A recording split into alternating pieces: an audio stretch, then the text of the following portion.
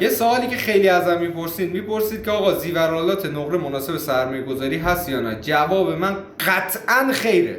یعنی به همین ضرس قاطعی که میگم قطعا خیر. ولی متاسفانه توی ایران انقدر تورم بالاست که اتفاقی که داره میفته اینه. البته رشد نقره هم خدایی زیاده.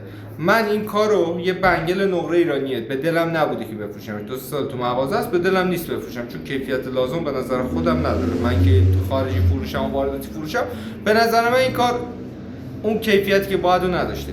گرمی 200 تومان میفروختمش با سود خودم، با اجرت سازنده و فلان و اما گرمی 200 تومان میفروختمش. الان این شده گرمی 500 تومان.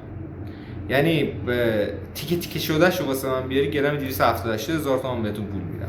یعنی خودتون که خریدین گرم 200 تومان، اگر تیکه شده بیاریم واسه من گرمی انقدر بهتون پول میدم.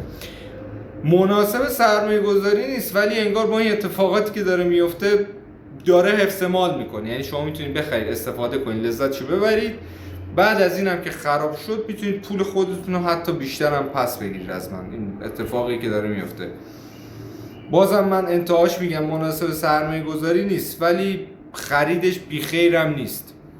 استفادهتون رو میکنید، کار که خراب شد به قیمت بالاتر میفروشید. حالا خودتون تصمیم گیرید.